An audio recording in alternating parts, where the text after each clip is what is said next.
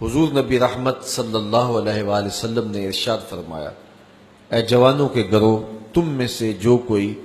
نکاح کرنے کی استطاعت رکھتا ہے وہ دیر نہ کرے، بہت جلد نکاح کر لے، یہ نظر کا اور پارسائی کا محافظ ہے۔ اور اگر تم میں سے کسی کو نکاح کرنے کی فی الحال توفیق نہیں ہے، اس کی استطاعت مالیہ میسر نہیں ہے، تو پھر وہ کثرت کے ساتھ روزے رکھے،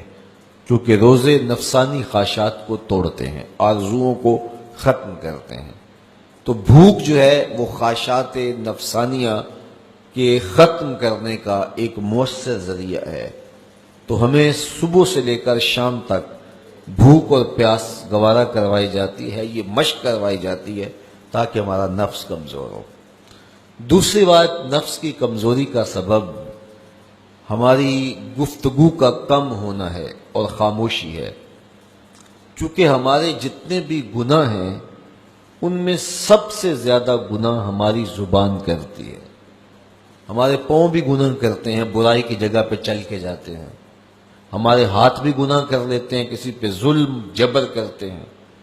ہمارے کان بھی گناہ کرتے ہیں کہ نغمے اور گیت سن لیتے ہیں، ہماری آنکھیں بھی گناہ کرتی ہیں کہ غیر محرم کو شہوات سے دیکھ لیتی ہیں، ہمارا دماغ اور سوچیں بھی بدکاری کر لیتی ہیں، ہمارے خیال بھی ناپاکیزہ ہو جاتے ہیں۔ لیکن سب سے زیادہ گناہ ہمارے بدن میں ہمارے جسم کا جو حصہ کرتا ہے وہ ہماری زبان ہے۔ ہاتھوں کے گناہ بھی محدود ہیں، کانوں کے گناہ بھی محدود ہیں، اسی طرح آنکھوں کے گناہ بھی ایک قسم پر مشتمل ہیں، لیکن جو زبان کے گناہ ہیں یہ کئی اقسام پر مشتمل ہیں۔ زبان جھوٹ بھی بولتی ہے،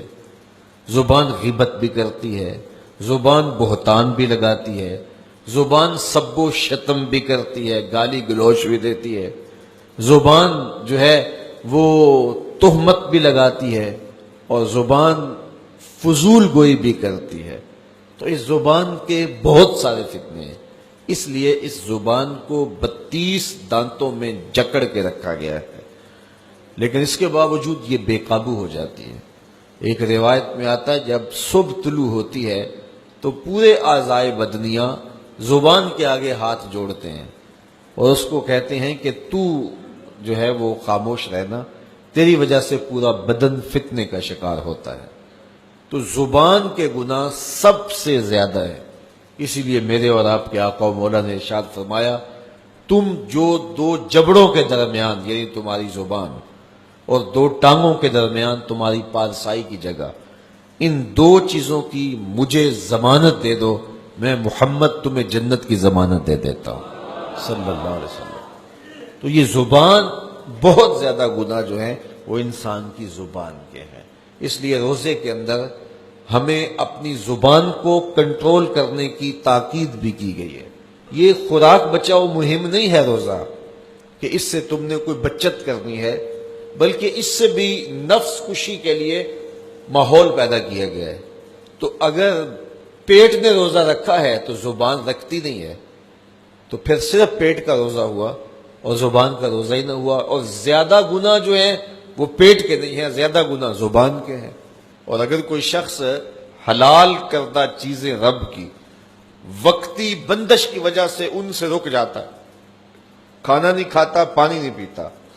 اعلیٰ انواع و اقسام کے فروٹ دستیاب ہے نہیں لیتا کہ میں نے روزہ رکھا ہوا ہے، لیکن جھوٹ بولتا ہے، غیبت کرتا ہے، بہتان تراشی کا بازار گرم ہے، نظریں بدکاری کر رہے ہیں، خیال بھٹک رہے ہیں، سوچیں آوارہ ہیں، تو جن سے رمضان المبارک کے علاوہ بھی روکا گیا تھا تو ان سے وہ نہیں روکتا، تو اس کا پھر روزہ کیا ہوا؟ تو میرے اور آپ کے آقا و مولا نے فرمایا، جس نے جھوٹ نہ چھوڑا، جھوٹے کام نہ چھوڑے، اس کے بھوکا اور پیاسا رہنے کی اللہ کو کوئی ضرورت نہیں ہے۔